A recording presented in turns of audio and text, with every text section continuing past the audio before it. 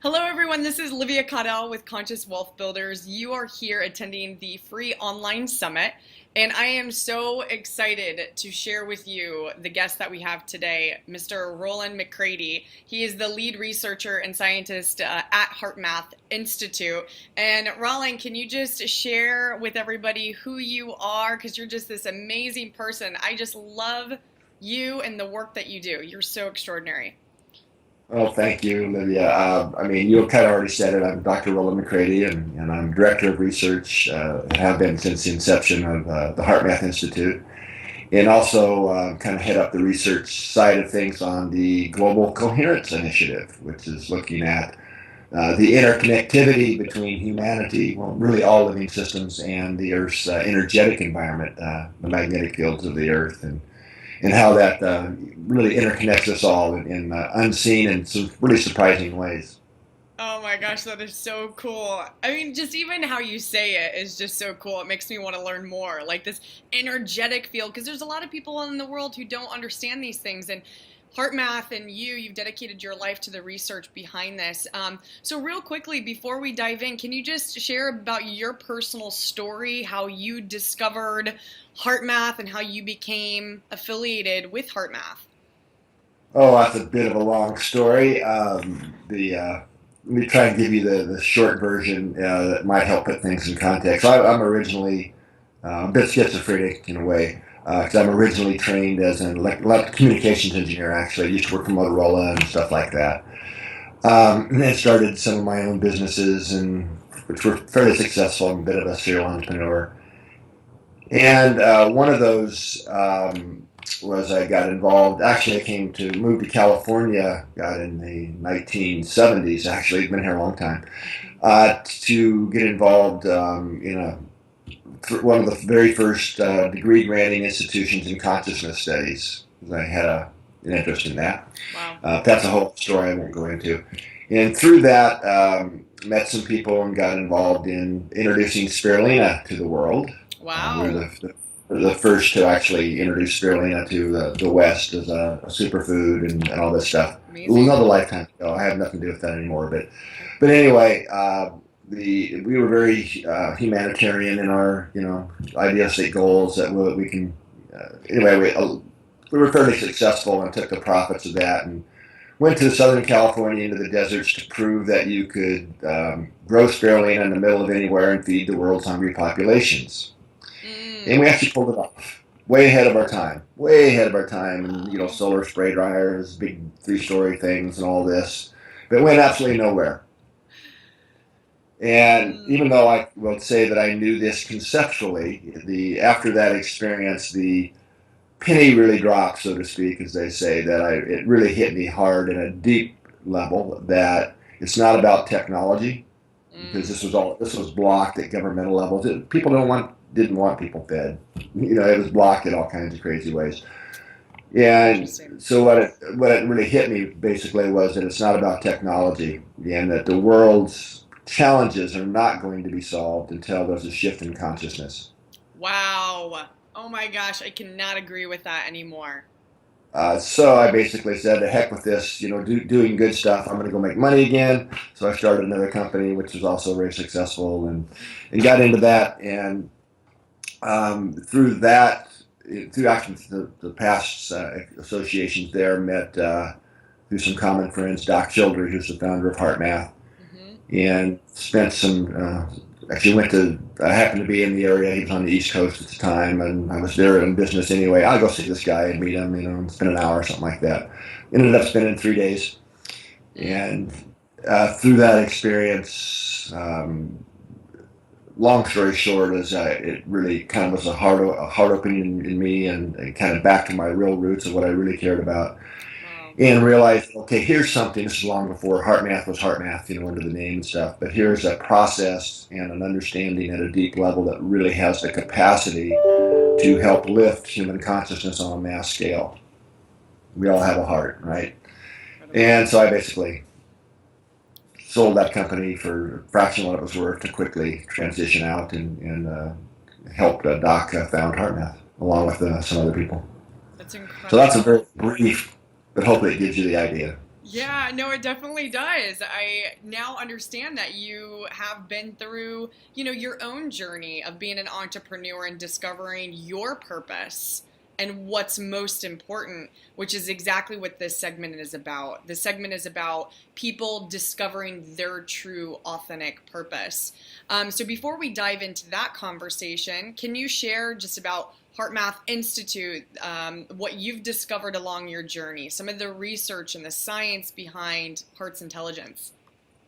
Well, that's going to take more time than we have. It really would, because we've been at this a while. Yeah. And probably the most relevant for the topic of today would be some of the earlier research really about how the heart and brain communicate. Okay. And so a lot of people are, even medical professionals, are surprised to hear me say things like, well, the heart sends more information to the brain than the brain sends to the heart. Mm. Absolute anatomical fact. And it's nothing we discovered. That's been known since the late 1800s. And in fact, it was an understanding that was one of the primary drivers in the field of psychology for many, many years.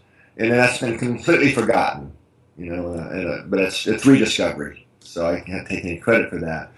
But a lot of new stuff has happened. It wasn't known back then, like the field of neurocardiology, that the heart has its own intrinsic nervous system, and if the heart and brain have to really be talking together in what we now call coherent way or a synchronized way, that underlies really optimal function. In other words, the heart has a lot to do with how well our brain works. It's kind of the short version of the story here, although there's a lot of science behind that. Yeah. And those that are interested in that, many articles have been published and all the references and peer-reviewed journals and so on and so on. And it's actually a long, big history in this field. So that's well established that the heart and brain communicate and that the heart affects the way the brain works, and especially the frontal part of our brain, the frontal cortex, where we self-regulate from and these types of things. So then we developed technology to help people get into what we call coherent state, right? Which is that optimal state where a lot of things happen, lowered blood pressure, better hormonal balance, but especially our ability to maintain our composure right when in the heat of the moment. In traffic jams of life, as I like to call them, which is when we usually fail to self-regulate and say or do the thing that we later regret, right? Or make mistakes, or all these kinds of things that go on.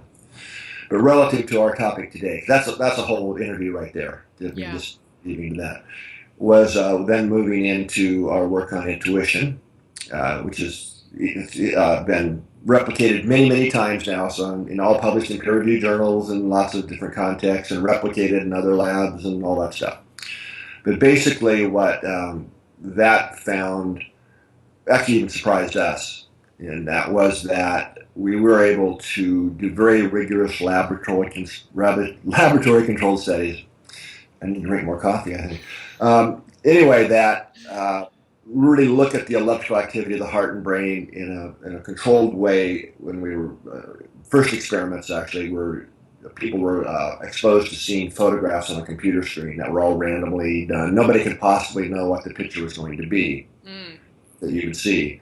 In fact, you go to extraordinary links to make sure there's no leakages, as we call it, that there could be some way of people knowing what that future photo is going to be. Right. So other people have done some work in this, Dean Radin especially. But we looked at a little bit more deeper at the electrophysiology of this to see if we could find out when, where, and how, what the timing of the events were. And what the surprise was, it probably shouldn't have been in hindsight, but the heart was the first to respond long before you saw the photo. That's amazing. Then the heart sent a measurably different neurological signal. Again, we can track through these, I won't go into all the details, but it's all published, signals to the brain. So you could actually see the heart sending a different neural signal to the brain. Wow. And the timing of where that all happened. Then the brain response and the body response. Right.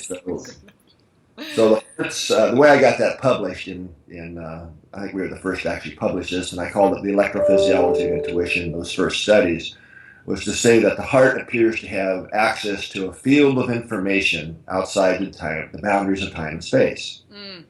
Perfectly acceptable language for scientific journals. It really is. Okay. actually experimentally proven in the quantum physics side of things. And I'm not trying to say this is all quantum, but although it probably is. Non-locality and all these types of things, entanglement and so on. But at that time, that was only supposed to be at the level of subatomic particles, right, below the scale of the atom, these non-local interactions. Here we were showing that whole organ system, hearts and brains and bodies, that this same process was happening.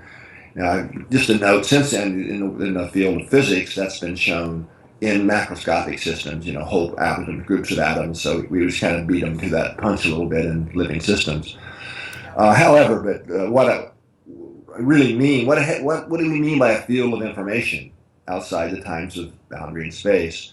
So that's where I think the energetic term that you talked about earlier, Olivia, comes in, because it's my way of thinking. One of my mentors, by the way, was Carl Pribram. He's one of the greatest neuroscientists that ever lived, in my personal opinion. He loved HeartMath and spent a lot of time here, about a week a year, and was on our board for many, many years. Unfortunately, he just passed away, but about a year ago. I was a little bit off track. But anyway, what I mean by energetic systems in this context are the things we can't put under a microscope. You can't put a thought under a microscope. You can't put an emotion under it, or an intuition. Yeah. Right? I mean, but we know they exist. We're thinking, we're talking, right? We have our feelings, our subjective experience of all this. And the reason I mentioned Carl's work, he did a lot of very elegant work to show that really thoughts and emotions are really happening, where the real action is at the level of fields, even within not in the neurons themselves, but in the fields surrounding them and so on. Yeah. And then, of course, the heart is by far the biggest field in the body that encompasses the brain. And we've also shown that there's an energetic communication between heart and brain, which makes obvious sense, right? And also between people. We're both wired up, and in the same room, we could actually see our physiology dancing together and communicating, in a measurable way. So those are all energetics type. Got it. Yep. Type, right. So in this context, back to our real topic, the field of information I was alluding to there is really what, here at HeartMath, we just call it our larger self, our large, but every culture has their word for it, our higher self, kind of the new age term, Eastern term. God, Allah, Buddha, we're all kind of talking about this supreme spirit, being. soul, right? Yeah. So our data, in my own, and most of us that practice HeartMath's personal experience would say, yeah, we've got a spirit and a soul. It's that energetic part of ourself, or as David Bohm, the great quantum physicist, called it, the undivided wholeness. Or the invisible part, the energetic part, and the physical, and that, so we can argue about which came first and all that, but my perspective is it's really the action, and if we're really going to evolve consciousness, it has to be an energetic evolution that goes along with that. Absolutely. So those experiments, to go back to the lab experiments, also showed was that when we get in a heart coherent state, which is that balanced autonomic nervous system heart-brain communication optimal state, that the signals from the heart that preceded the brain signals got to the brain much faster and in a much stronger way. So what we're really suggesting here, what we call heart intelligence, is really the flow of it. We'll call it intuition. The real intuition I'm talking about, there's three types of intuition, but the kind I'm talking about here is the information that flows from that energetic part of ourself, our soul, our spirit, our larger self, down through the energetic heart and then into the mind-brain-body system. Wow. So as we learn to become more coherent, self-regulated, right? We align with who we really are. Yeah. At that deeper inner level, right? So that alignment, as we practice those kind of skills, that comes into our day-to-day, moment-to-moment choices and decisions and interactions. And it's also affecting the physiology in a way of the magnetic fields, measurable fields we radiate. So I'm not talking about auras I'm not saying they don't exist, I just can't measure them in the lab yet. I can measure magnetic fields up to 3 feet away and see how those affect others. So if we align with who we really are, that connects us with our deeper purpose. Who am I really? At that deeper level. Yep. And that's once we align with that purpose, whatever that is, and it's individual for everybody, That's one of the best things as we really get clear on who we are in alignment that brings other people together in a shared purpose. What Mm. be, which is one of the best ways of creating in a 3D world, right? That a connection between others that aligns us towards something. So we're able to then drop a lot of our pettiness, Mm. right? Judgments across the when we have a aligned purpose, whatever that is, starting a new business doesn't matter, saving the world, right? That alignment really helps us get past, rise above, if you will, a lot of the things that keep people separated, Yeah, right? that's amazing. Hope that's kind of a very short encapsulation of what Yeah, no, work. that's so awesome. And I'm like a little kid in a candy store over here because I just am like, I love the science. I went to HeartMath back in 2010 and got my certification there, and that's where you and I met. It And was a long time ago. That's you yeah, can I come know. back. I'm actually gonna get the certified trainer certificate here soon within the next year or so. So I definitely look forward to the updates. But what I loved the most is understanding the science because as you're talking, right, people who are conscious people or in this movement, we all know that there's this spiritual intelligence, right? But heart math, you really capture that scientifically. Like you're talking about thoughts, they're waves, they're in this universal field of consciousness. But heart math, you can actually detect that on your software. So can you speak more about the actual science and what you guys use to monitor that? Well, okay, let me say, the devices that HeartMath Yeah. sells, the M-Waves or Yep. balance and these types of things, don't measure thoughts. We need to be clear here. Okay, got They it. measure called heart rate variability. Yep. So that's time between, in a healthy person, our heart rate is always changing. With each and every heartbeat, the time between every heartbeat is different. Yeah. And you could think of that like Morse code. It's one of the ways that our nervous system works at a very fundamental level. That information is contained in the time between things. Mm. Whether we're looking at the neurons in our brain, the neural spike trains are called. That's all the information at the inner spike intervals. Well, the heart works the same way. So there's information encoded in the time between heartbeats. So that's something we can measure quite easily. Put a little sensor on your ear and measure the electrocardiogram, measure the time between heartbeats. And as it turns out, the rhythm of the heart does tend to reflect, especially our emotional states. So when we're feeling frustrated or impatient and anxious or overwhelmed, these types of things, the heart rhythm becomes very chaotic looking. Mm. Now that's now reflected in the fields we're radiating externally, but it's also creating that incoherence or really blocking, if you will, that alignment between heart and brain. Mm. And it's also has effects on brain function. That's what underlies why we say those things we regret later, right? Or make bad choices. It's that desynchronized nervous system. So the devices let you see what's in real time, how in sync is the activity in my nervous system and the activity between the heart and brain. And then of course, the heart math is really about the skills to get in sync, right? Mm. To shift into a coherent state. So it lets you see that in real time. So once you practice that with the devices, you're training your nervous system to where you have that more of that capacity to make those shifts when you're in those more challenging moments. Wow, The that's staff meeting amazing. where the person does that thing they always do, or the traffic jams, or on and on we could go about that. Yeah. I Make remember sense? Yeah, I remember when I first used the software and I could see my heart rhythms on a live screen, and it was survival mode. Like I could see the jaggedy lines. And consistently, every time I put it on, I was always in this state of just stress. And I had panic attacks for many years. I had a lot of things happen in my childhood that I believe caused trauma through my young adult life. And I was stuck in this fight or flight response all of the time. I had panic That's a attacks. lot.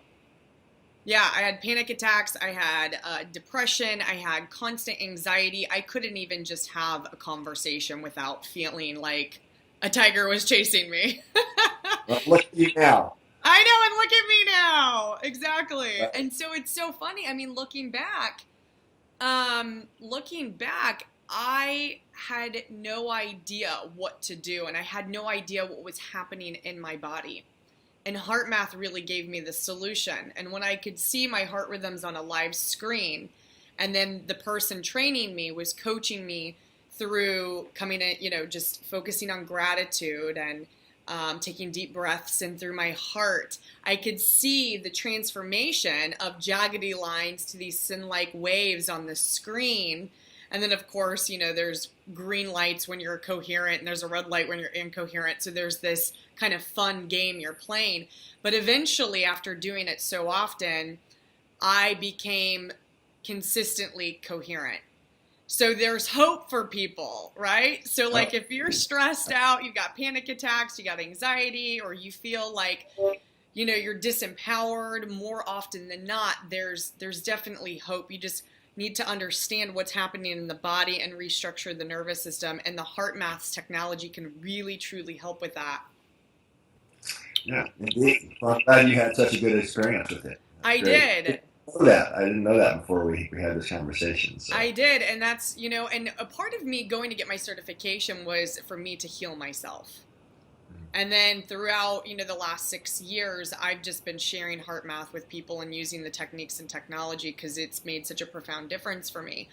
And also one area that I've really struggled with my life, and with the depression, it's all interconnected, is I feel like when we're in our head, we can't even get to like why we're here. We can't even get to purpose, intuition. I feel like really the first step to really discovering your true authentic purpose is by accessing your heart's intelligence. Right. Well, you're absolutely right, because it's who we really are and what our individual purpose is, whatever that is. And like I said, that's different for most individuals, although there's a common, larger purpose, I believe, too. The only way to really connect with that and be aligned is through that intuitive pathway, I'll call it, which is the information from our deeper, we'll call it spirit, soul level, or to use our word, our larger self, that other part of who we really are. And a lot of times, in fact, I suggest, and this is part of our trainings now, is that one of the biggest hidden sources of stress and discord in people's lives is that lack of alignment between who they really are at their deeper level and what's going on in their lives at that time. And for a lot of people, that's been through the training of youth. I call it, because we come in pretty wired, pretty connected with that deeper self. When we're born and we come into the earth plane and all, and then we tend to beat it out of our kids through what I call ambition training, and all the stuff, right? So that we start diverging from that deeper connection. So one of the biggest, that you can ask your clients this yourself, do you ever have that experience, or how often, maybe a better way to say it, do your mind saying one thing, but at a deeper level, call it your heart, is feeling something else? Yeah. I mean, how often does that go on in most people's lives? That's really a disconnect between being aligned with their real purpose and their real inner guidance. And that's really stressful because it's at a very deep and fundamental level. So one of the reasons I think HeartMath is so helpful for so many people is, even if we don't talk about it, I mean, we do work in law enforcement, military, and first responders who really need to be able to maintain their composure. It's kind of a backdoor approach as they start practicing these skills to self-regulate and maintain their composure or to shoot better or whatever. They start finding that becoming more clear on this lack of alignment, and as they become more aligned, that's when it becomes really transformational for people. Yeah, that's awesome. So let's speak more to that. So how does one really discover their purpose? So let's talk about two things. You said that you have that there's a greater whole purpose for all human beings, and then we have our individual purposes. Can you speak more to that? Which level? You talking about the? So that maybe the global level. We'll start there, like the global level on purpose. What are your thoughts on that?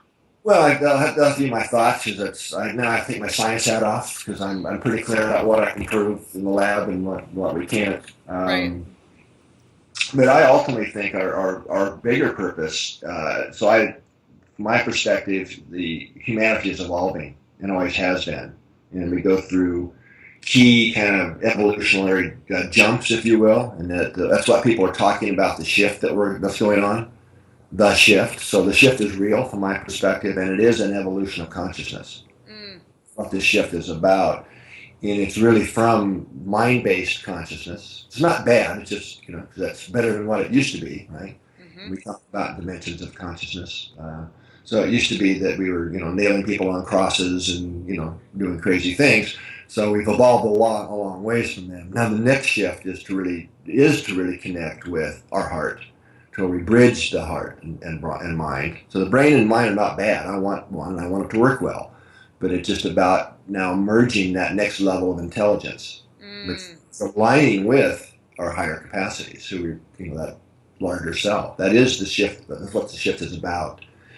And so that is the larger purpose of even being here on Earth, from my perspective. And what that manifests, and we even see it happening now. There are a lot of good things going on in the world when we really look. There's a lot of craziness going on too, that this shift driving, but of course, but it's really about that manifests as more connection with others, so that we start becoming kinder, more caring, more collaborative and cooperative, but not at the expense of the self, because it's really, we're all in this together, right? And I hope that's making sense. So to me, that really is the bigger purpose of humanity, is to learn to connect and get along and cooperate, and then magic can happen. That's so beautiful.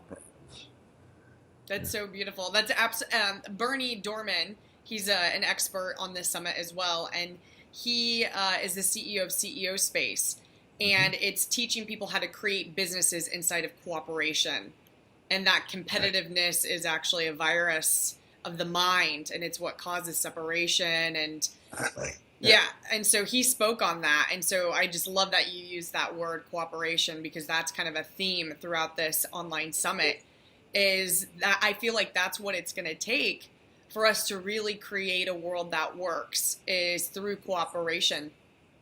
Yeah, and we can't really become more collaborative and cooperative and kind to each other without that more fundamental shift in consciousness at the individual level.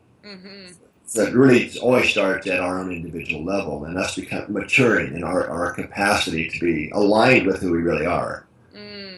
Because at our large level, it's all about cooperation and growth and not just surviving, but thriving, right? And really evolving rapidly. That's beautiful. So then here's the burning question. Rollin, for me, I really struggled many years with trying to discover my purpose and be aligned with that. Even after, I did HeartMath, it took me quite some time to really integrate the work and really just kind of discover my true authentic purpose. And a lot of it, like you were saying, the ambition training that I had when I was a child was that my parents argued a lot around money. And for me, I decided at a young age that I was going to do whatever it takes to never be broke. So I spent the majority of my young adult life, I'm still young, but the majority of my young adult life chasing after money and money-making opportunities.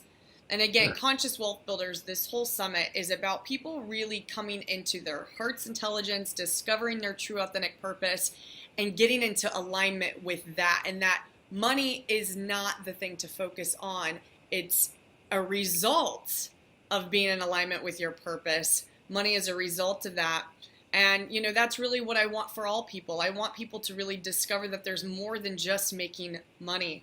That's just one byproduct of that. There's so much more juiciness to life, because that was absent for me for many years. And I was unfulfilled.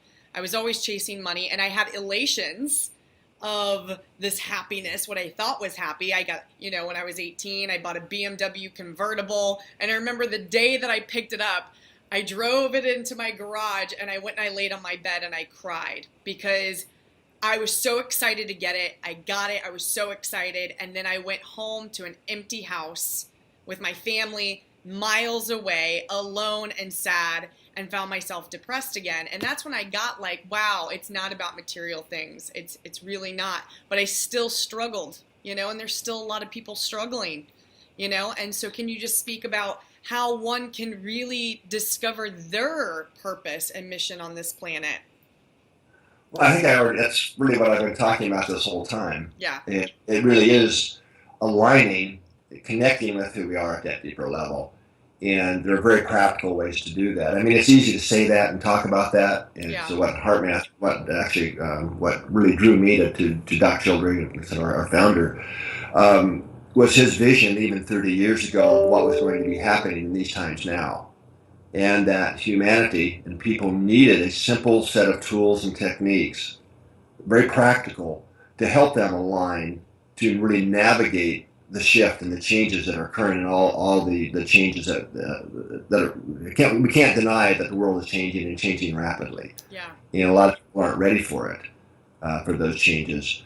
But as we learn to really align, and that's what HeartMath, all the HeartMath tools, and even the technology are about. Yeah. It's what HeartMath exists, is to do exactly what you're talking about. That's awesome. To really connect with and align with who we really are, right, at that deeper fundamental level. And then whatever life brings us, right, we're able to navigate that, to make peace with and navigate it. And it doesn't necessarily mean those are bad things. And I had a very similar experience. I grew up in a poor farming community, and I wanted to never be poor or that kind of thing. So I had a goal of being a millionaire by age 30, right, which I actually met within a year myself. And and that's I had a very similar experience where I realized that another sports car in the driveway wasn't going to do it for me. And that was part of why I made the shift out of my last company to HeartMath. That's a whole other story. So we have a resonance there on that. Yeah. And so I make a lot less money than I used to.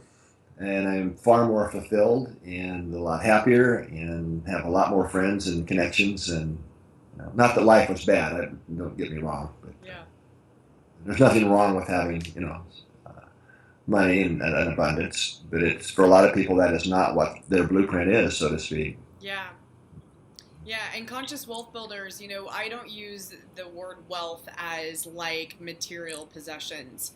It really is a state of being wealthy of spirit, being wealthy of heart, being wealthy of, and including, again, that money isn't bad. In fact, it's great. It's energy. It's exchange, and I also feel that when you're in tune with your true authentic purpose, the universe puts all the resources that you need to really fulfill your life's mission, and Right. to have everything that you need, which is food, clothing, shelter. Yeah, and like for us, an organization like us, well, I'm kind of known for saying, no money, no mission, right? So, Yes. we couldn't do the research that we're doing and have the impact we're having without some cash flow and without the donations that we get to do the research. Because we're doing the type of research that NIH is not going to fund. I mean, it's so it's pretty much all of our research is funded by private individuals and people that have who align with what we're doing and want to see their extra wealth or what they want to do something that really can help shift consciousness and move humanity forward. It's just really what everything we do is really done through that filter. Amazing. That's so great. We've got about 10 minutes left. I would love for you, to share more about the Global Coherence Initiative. Okay. Wow. So I just got to tell you my experience when I found out you guys were doing these experiments with these sensors, placing these sensors all around the globe and detecting the Earth's electromagnetic field. And I want you to dive deeper into that. It blew me away because I got that one of my purposes, that's when I really got my purpose, is to get into my heart and stay there as often as I possibly can. Because I understand that I'm not only impacting myself, but I'm also impacting lives around me and potentially the world at large. So share more about this Well, project. yeah, I would say not potentially. You are, and we all are. Okay. The Global Coherence Initiative, or GCI for short, is a special project, as the way I look at it, we think of it here, of the HeartMath Institute. And it's I talked earlier about how the heart radiates a magnetic field. Yep. And external to the body, and that we can measure interactions between people in those fields. So those fields carry information. very much like a cell phone does. So that's where my old life ties in, Motorola and all, communication engineering. So we use magnetic fields all the time in our cell phones to carry the photo, the information, your text, your voice, whatever, from the phone to the cell tower, or really any communications device does that, uses magnetic fields.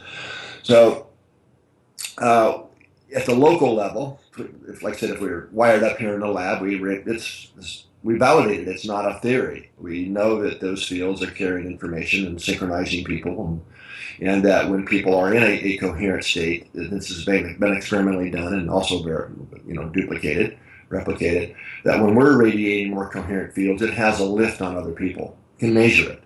They become more coherent. So you absolutely are affecting people around you in your local environment. So the next step was, well, is this happening globally, right? Because it's, the fields we're radiating, they dissipate, and, it's kind of hard to believe that my field's going to affect somebody on the other side of the planet, just in a more traditional way. And also, there's a lot, and I mentioned there are 3 types of intuition. I'll give another example here that a lot of people can resonate with. I don't know if you have kids or not, but not yet. Not yet. All right. Well, but I have a cat. Do you ever have the experience where your mother knew you were up to something you shouldn't be? Oh gosh. Oh yeah. Miles away. I was blown away. When I was younger, I would sneak out of the house and she would know. Right. So most mothers, and most people, when you think about it, but mothers and their children have a special resonance here. They can be on the other side of the planet, and when they're in distress or in trouble, mothers tend to know it. That's amazing. So what's connecting now? So here's what I'm suggesting, and it's one of the high-level hypotheses of GCI, and that is that the Earth's magnetic field, that we're all connected to it in a very real way, and that it is the mediator, or if you will, the carrier wave of biologically relevant information, the scientific way. So that's what's connecting, mothers and daughters, even though wherever they are in the planet's field. Do you have to know that person? Like, could it be a total stranger, or is it you have to have a connection already? So from my perspective, what makes the connection is resonance. So it's emotion. So mothers care about their kids. Oh, okay. So just like in our cell phone, if you think about it, when we're sitting here in my office, or you look like your living room, right? All those cell phone conversations in your area are there right around you right now. Yeah. Of them. And to pick out the one you want, you have to create your phone literally creates a resonant, tunes that front end circuit in your cell phone to be resonant with the frequency you want to pick out. Wow. So I'm saying it's really our care or emotional engagement or emotional connection with other people or events that tunes us to the frequency of interest, because they're all in the big field. Wow, that's amazing. That's so cool. Yeah. Okay, so to do research around this, we're, like you mentioned, we're putting these some of the most sensitive magnetometers in the world that are designed specifically to measure what we call resonant frequencies, the moving fields in the Earth. So we have these, and we're about halfway to our goal now. So we have sites, one here in California, Canada, Lithuania, Saudi Arabia, South Africa, New Zealand, and probably another one that I'm not thinking of right now. So we're able to measure the oscillations in the Earth's magnetic field environment. So this is very much, I'll say metaphorically, although it may prove not to be a metaphor, like we're measuring the electrolyte, brain and heart rhythms of the Earth. Wow. So as it turns out, the resonant frequencies, and this gets more time than we have here, but I've written a lot on this, and in fact we have an event coming up in December in Mexico all about this. If anybody'd like to check that out. Yeah, when is that? What's the date of that? I think it's December 7th through 10th, something like that, in the Cancun area. It's a beautiful place in Mexico, very all-inclusive kind of thing. It's an amazingly good deal. Amazing. But where I was going with that is it turns out that there's different types of resonances in the Earth, but they tend to, one of them exactly, which is amazing, overlaps the coherent heart rhythm frequency. So Earth is resonating at the same frequency as our heart and cardiovascular system. These are the big frequencies. but especially the frequency when we're in that coherent rhythm you were talking about. And then there's another set of resonant frequencies that pretty much exactly overlap our brainwave activity. Right, so the physics is all here to postulate that we would be coupling information back and forth between our physiology and the earth fields, and that we're all doing that. So another one of our hypotheses is that we're all contributing to what I call a global information field. Wow. So, so what I usually encourage people to think about, and you've already hinted at this, is what am I feeding the field? Right, so now it's great when we come together, and we do this in GCI and around full moons and things, where we have synchronized events where everybody gets together and we're going to get in our heart and we're going to radiate love and care and appreciation into the field environment. And it really is important, and there's an amplification effect that goes on when we come together and do that. Yeah. However, we're always feeding the field. Right, so we might come together once a week or once a month and do something like that, but there's all those other hours that we're feeding the field. So I encourage people to, maybe become more self-aware of what am I feeding the field. Yeah. How much did I feed the field today was anxiety or impatience or frustration. Mm-hmm. That's all radiating out and affecting others, certainly in the local environment, but I'm also suggesting globally. Right? Or versus how much time was I more caring and kind and cooperative and appreciative and these types of things.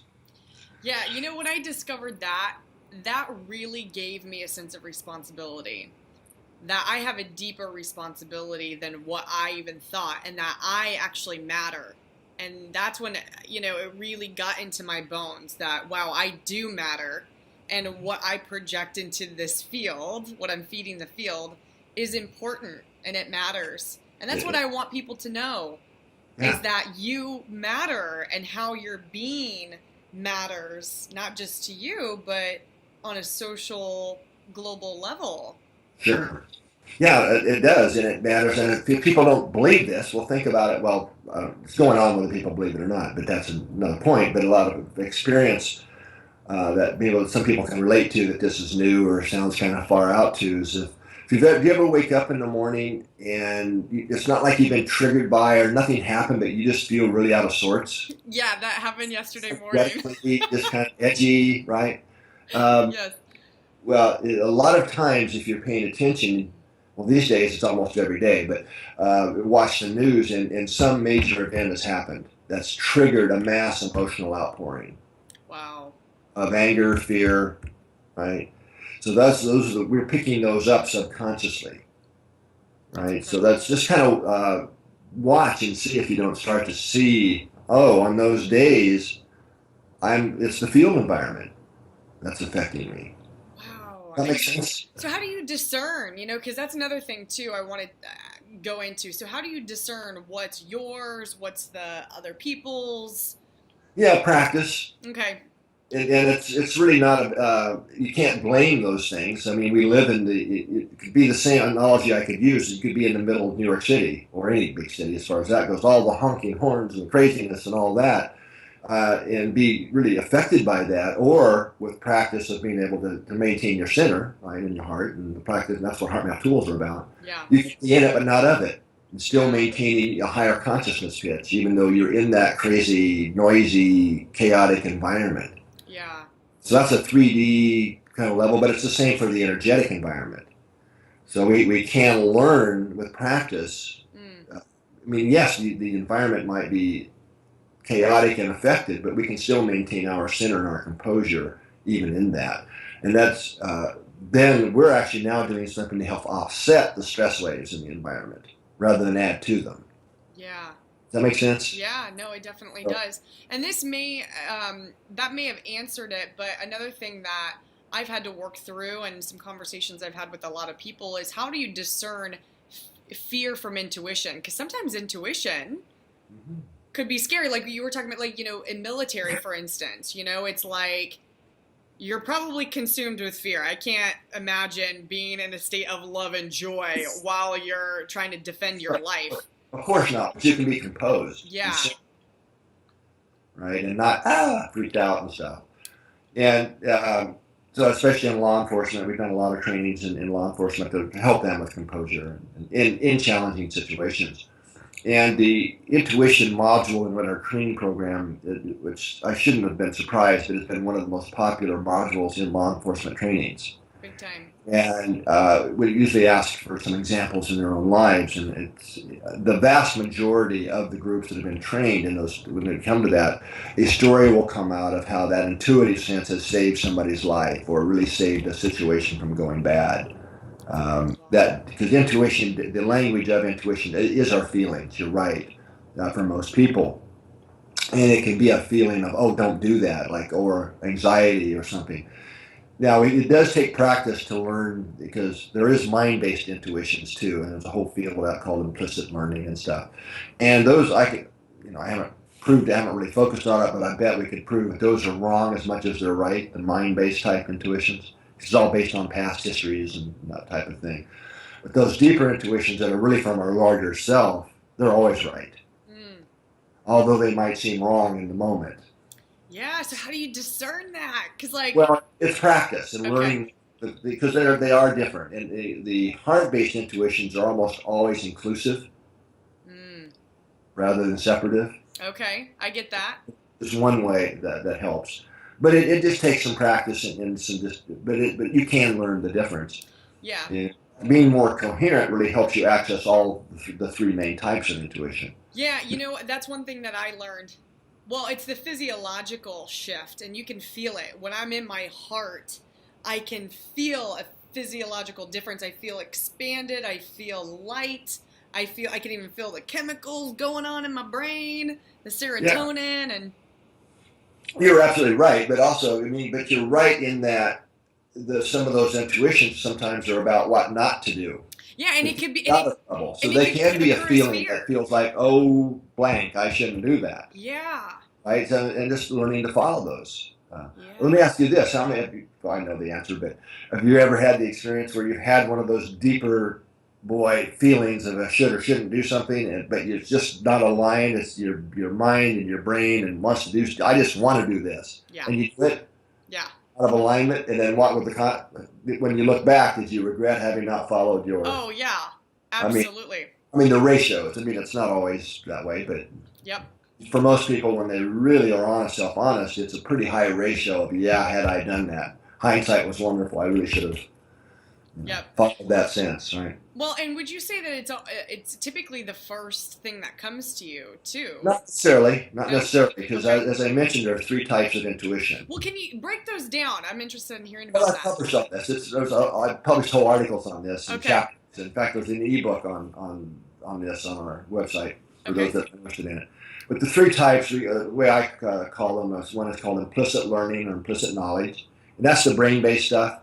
And it's real and it's important, and there's a lot of this is where all the academic research and intuition is all about implicit processes, because it's safe, right? It's the subconscious stuff stored away in our brain that we've learned and forgot we learned, and we're always pattern matching in real time to that. And it is an important part of the way the brain works, so it's not bad, but it can be wrong as much as right, because it's based on historical references and patterns and things.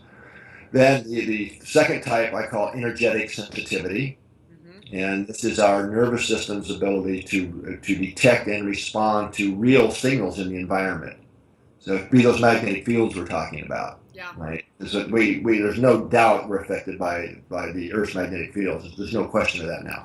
Hundreds and hundreds of studies on this, literally, in peer-reviewed journals and so on. Or another example I put in that category is actually empathy, and being able to really detect those real signals from people. Or if you've ever felt like somebody was staring at you, and you turn around and sure enough, that's that sensitivity to that. So that's all energetic sensitivity. And then the third type we call non-local intuition. So this is the mother who knows their kids doing something they shouldn't, or is in distress on the other side of the planet. Or when you're thinking about someone and they call you. Yeah, exactly. Well, especially when it's somebody you haven't thought about in years. Happens to me all the time. Yeah, it's wild. So now that's that information's in the field, and that resonant link, and so that's not another good example of non-local. But there's many examples of that. But the really important part that's in that same category is that flow of information from our larger self. Yeah. right? That energetic flow. Then that's the real intuition that as we learn to practice connecting with it, that comes in and becomes online real time, right? So it's now as we're aligned with that, it's moment to moment in all of our daily interactions, and it really has the capacity to come in and really lift consciousness, really increase the vibrational rate of our literally of the brain's consciousness. Wow. So and then so that's when I mentioned it before, but it's worth underlining. That's what is transformational in people's lives, because now we now have we're self-regulating and self-guiding from a deeper level of our own intelligence. Mm. Not because we should do it, because somebody said we should in Sunday school or stress management class or something, because it's intelligent for us to do it. We're the winners. We come out better. Ugh. That makes sense? I mean, Totally. It yeah. so makes sense, and this is what I want for the entire world. And I'm so excited to get back into HeartMath and brush up on the latest and the greatest. And I just want to thank you so much for your time. Real quickly, is there a free gift that we could give to the viewers? You probably asked me about that, and I forgot about it. It's okay. We'll create one, and then we'll stick a link underneath this interview for people to download so they can get some more information about HeartMath and, how to Yeah, get some... why don't you email me and we'll come up. I'm sure we can come up with something. Yeah, we'll make sure it's good for Yeah, everybody. I just wrote a new book, whether it becomes a free gift or not. Well, I actually have 3 new books that I'm part of, but Wonderful. a scientific monograph on the science of interconnectivity that really goes into the evidence for the hypothesis I was briefly mentioned about the Global Coherence Initiative and how we're globally interconnected. Wow. Might be one consideration. I'm not sure what would be the most meaningful for the listeners of this, so that's what we need to talk about and see if we can Yeah. get something that really helps them. Wonderful. We'll also stick your book link under there as well, too, because I get your work is so important in the world. I really believe it's some of the most important work and one of the most important journeys for people to make is into their heart. So thank you for who you are, and thanks so much for your generous time. You're so amazing, Rollin. All right. Well, you and all your listeners have a wonderful rest of your day, and thank you for taking time out to spend some time with us. All right. Thank you. Thanks, viewers, for tuning in to Conscious Wealth Builders Online Summit. More up ahead.